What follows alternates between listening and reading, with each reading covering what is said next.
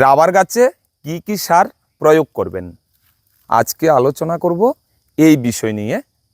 আমার অবসর বিনোদন ব্লগ ইউটিউব চ্যানেলে একজন রাবার চাষি ভাই আমাকে কমেন্ট করেছিলেন। উনি বলেছেন 200 থেকে 300 রাবার গাছের মধ্যে কি কি সার দেওয়া যাবে। চাইলেও আপনিও আপনার রাবার বাগান সম্পর্কিত বিষয় নিয়ে কিংবা রাবার চাষ সম্পর্কিত বিষয় নিয়ে ভিডিওতে কমেন্ট রেখে যেতে পারেন। আমি সেই বিষয়টাকে নিয়ে ভিডিও তুলে ধরব। আর চ্যানেলে নতুন এসে থাকলে ভিডিওতে লাইক দিয়ে চ্যানেলটি সাবস্ক্রাইব করে অল নোটিফিকেশান অন করে দেবেন। আর যারা ফেসবুক থেকে দেখছেন তারা অন্যান্য বন্ধুবান্ধবের কাছে একটু শেয়ার করে দেবেন। তো ফিরে আসছি আলোচনায় যে 200 থেকে 300 রাবার গাছের মধ্যে কি পরিমাণ সার দেওয়া যাবে। আমি 10টি রাবার গাছের হিসাব করে বলছি, আপনারা আপনাদের যার যতটুকুই রাবার গাছ রয়েছে সেই হিসেবে সার প্রয়োগ করতে পারবেন। অ্যাকচুয়ালি কথা হচ্ছে রাবার বাগানে সার প্রয়োগের পরিমাণ নির্ভর করে মাটির উর্বরতা এবং রাবার গাছের অবস্থানের উপর, অর্থাৎ রাবার গাছের বয়সের উপর।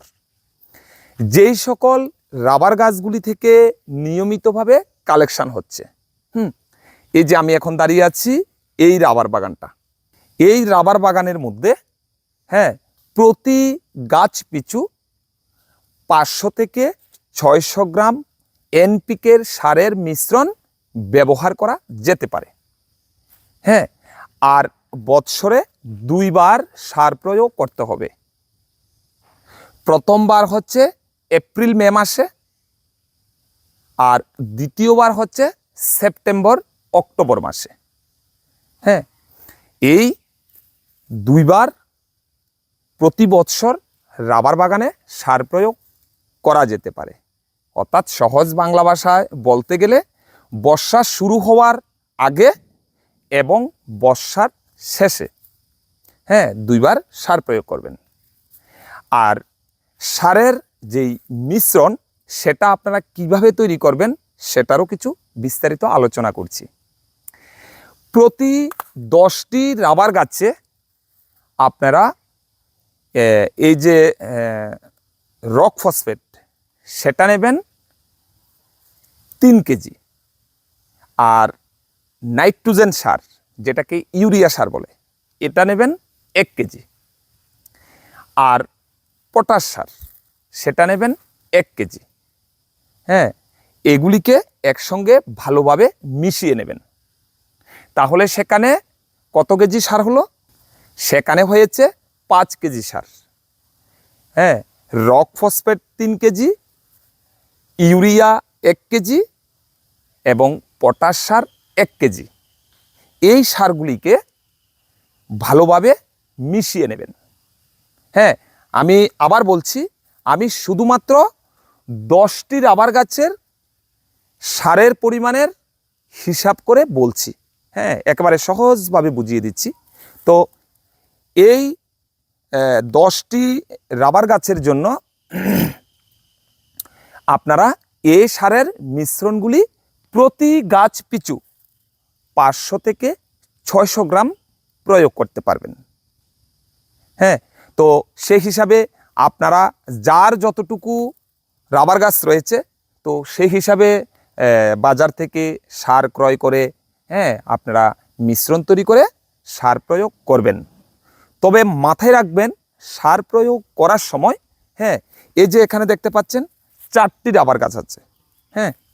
এই যে এখানে একটি রাবার গাছ রয়েছে, এখানে একটি রাবার গাছ রয়েছে, আবার আমার বাম পাশে এখানে একটি রাবার গাছ রয়েছে, এছাড়া আরেকটু সামনে এখানেও একটি রাবার গাছ রয়েছে। বলতে গেলে আমার চারিপাশে 4টি রাবার গাছ রয়েছে। এই 4টি রাবার গাছের মাঝখান বরাবর জায়গাতে কোদাল দিয়ে গর্ত করে সার প্রয়োগ করবেন। তবে সার প্রয়োগ করার সময় মাটির বেশি গভীরে সার প্রয়োগ করবেন না। মাটির টপ সয়েল যেটাকে বলে, অর্থাৎ মাটির উপর থেকে 12 ইঞ্চি পর্যন্ত, হ্যাঁ, এই অংশটাকে বলা হয় টপ সয়েল। অর্থাৎ এই টপ সয়েলের মধ্যেই কিন্তু সার প্রয়োগ করবেন। অর্থাৎ মাটির উপরে থেকে 6 থেকে 8 ইঞ্চির মধ্যে একটা গর্তি করে এই সারের মিশ্রণগুলিকে, হ্যাঁ, গর্তের মধ্যে দিয়ে উপর দিয়ে হালকা মাটি, পাতা কিংবা খড় দিয়ে ডেকে দেবেন। কেননা রাবার গাছের খাদ্য শোষণকারী যেই সকল শিকড়গুলি রয়েছে এগুলি টপ সয়েলটের মধ্যেই থাকে। তো আশা করে বুঝতে পেরেছেন। আজ এ পর্যন্ত। সবাই ভালো থাকবেন, সুস্থ থাকবেন। আর ভিডিওটি ভালো লাগলে আপনি আপনার বন্ধু বান্ধবের কাছে একটু শেয়ার করে দেবেন।